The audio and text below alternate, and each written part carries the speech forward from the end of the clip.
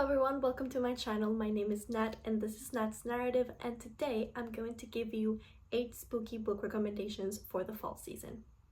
I actually made this exact same video last year at the beginning of October, but these books are actually books that I've read in the past year. So if you've heard me talking about one or two or even three of these, okay, just that's why. I actually only own 2 physical copies out of the 8 books that I'm going to be talking about, but I will be putting the images of the covers right here on the screen so that you can follow along. I absolutely did not mean to put these books in order of how much I liked them or how many stars I gave them, but it seems that I accidentally did. So let me just start with one of my favorite books of last year, and that is Mexican Gothic by Silvia Moreno Garcia. Now, this book has a 3.67 rating on Goodreads, which seems insane to me, okay, because I give it a 5 star, and like I said, I absolutely loved it. So Mexican Gothic is a story about this Mexican city society girl whose very interesting life is suddenly interrupted when her cousin sends a letter to the family telling everyone that her new husband is poisoning her and that the wallpaper is speaking to her. So, of course, the family is a little worried, and even though the husband has reached out and is like, hey, she's a little sick, but the family doctor is taking care of her, we are taking care of her, everything is gonna be fine. Still, Noemi's father would feel better if he sent his daughter to this Victorian mansion in the Mexican countryside just to make sure that there's nothing nefarious going on. Like I said, Noemi is a society girl. She goes to parties and functions, that's kind of her thing, but she's also stubborn and she cares a lot about her cousin. So, she stays, she digs around, talks to the family and also to people in town just to kind of find out what's their deal. So, even though the story takes place in Mexico, the setting is very much given countryside English Gothic manner that has seen better days, okay? The family, they're all an interesting bunch, okay? And while Noemi is determined to stay and figure out what is going on with this family and like figuring out all of the dark family secrets and the history of like how they came to this country and everything, how they got wealthy, she is starting to sleepwalk and is a little afraid that she might be going a little crazy, just like her cousin. So if this book sounds like a good time to you, there is no better time of the year to read it than now. The next book that I'm going to recommend to you guys is Starling House by Alex E. Harrow. This has a Goodreads rating of 3.79, so that's higher. For me, it was a 5. Definitely loved it. One of my favorites last year.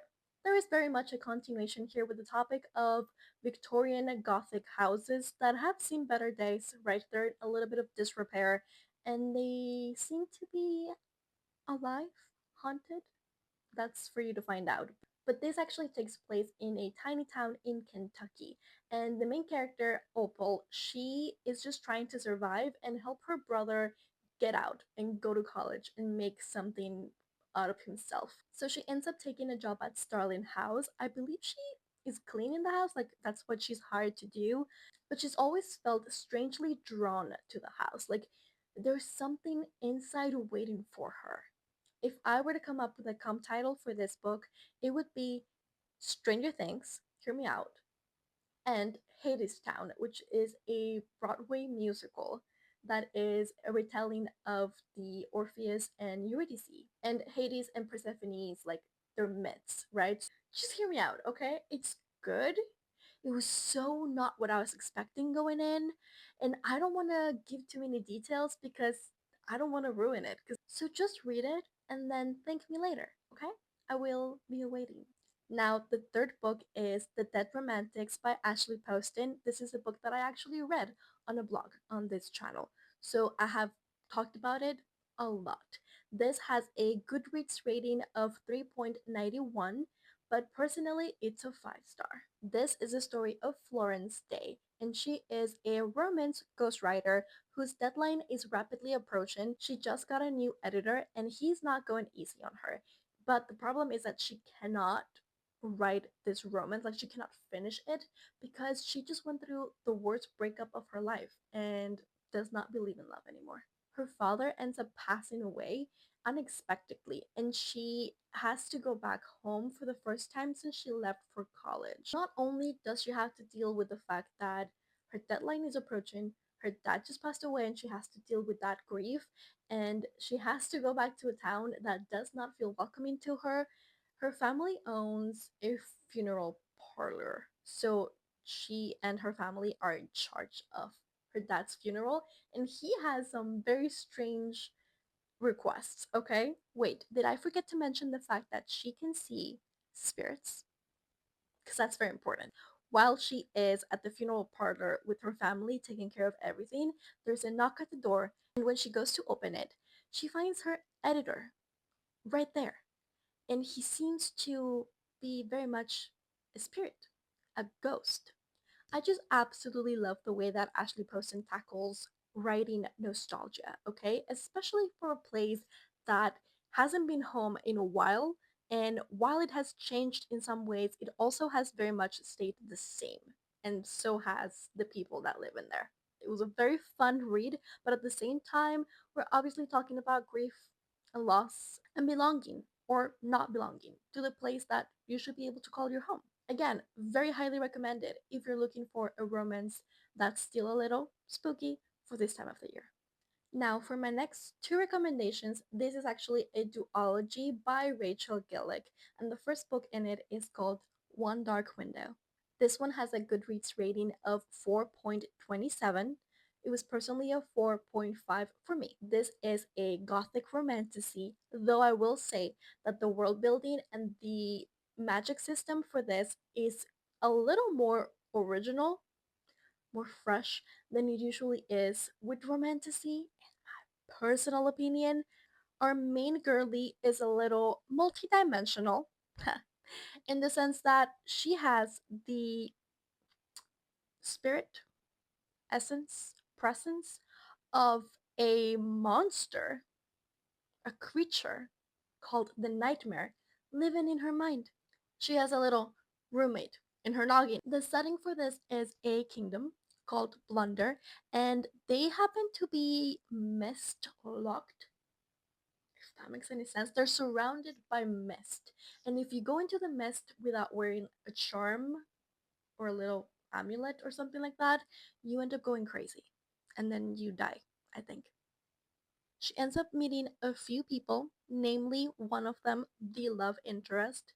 He is the nephew of the king, and therefore her enemy. Except he has an agenda of his own, and that is to find a way to break the curse. So she ends up helping him. This was good, okay? I definitely enjoyed the gothic vibes, very appropriate for the season, but I also loved the romance between the two main characters, and the plot was also quite fun.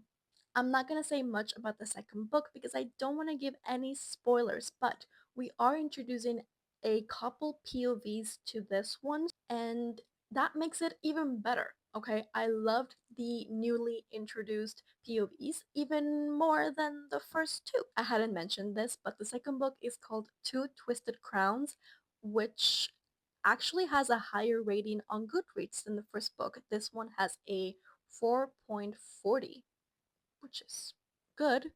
And my personal rating is also higher. I give this a 5 stars. So this is a duology that definitely builds up. Like it gets better the more you read. The next book is a retelling of a story by Edgar Allan Poe, which is The Fall of the House of Usher. I actually have a blog reading the short story and this book, which is going to be linked in the cards if you want to go watch that. But this book is What Moves the Dead by T. Kingfisher.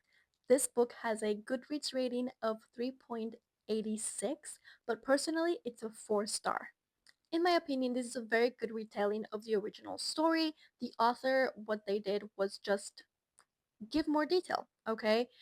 Create a couple more characters to give a little bit more to the story, and obviously shows a bit better the dynamic between the main characters. So the main character is a retired soldier, and they were childhood friends with the ushers. They're a pair of siblings, a brother and a sister. And the story begins because they receive word that Madeline Usher is dying. So they rush to the ancestral home of the Ushers to say goodbye. What they find there is a nightmare of fungal growths and possessed wildlife surrounding a dark, pulsing lake. This is, again, a story about a house falling down, okay? And it's a theme in this video, and I'm not gonna apologize for it. They make good stories. Now, the last two books that I'm going to be recommending to you guys are both romances, but they're very different from one another. I've got here Butcher and Blackbird by Brian Weaver, and this is a very interesting story. It's a dark romantic comedy. This has a Goodreads rating of 4.01, and my personal rating was 4, so we're pretty evenly matched.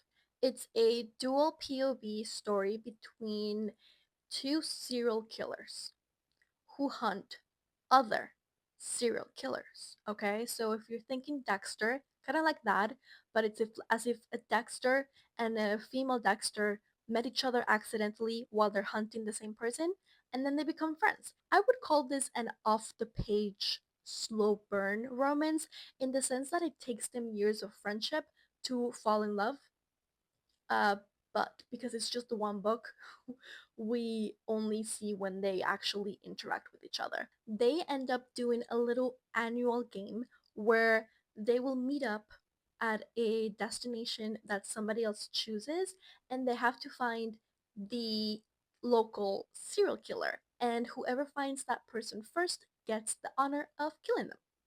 Very fun game, but they do end up getting into many shenanigans and risking their lives in the process. This book was so much fun, definitely original in my opinion, though I just have never come across anything like this. I wouldn't have read it if it hadn't been the October pick for book club last year. But yeah, it's not something I would have normally picked. So if this is not something you would normally pick, I would still tell you to maybe give it a chance and you might enjoy yourself. The last book that I'm going to be recommending to you guys on this video is for the reader who is more into a cozy fall vibe, but they still want a little bit of spooky in there. This is Pumpkin Spice and Poltergeist by Ali K. Mulford and K. Eel Morrison.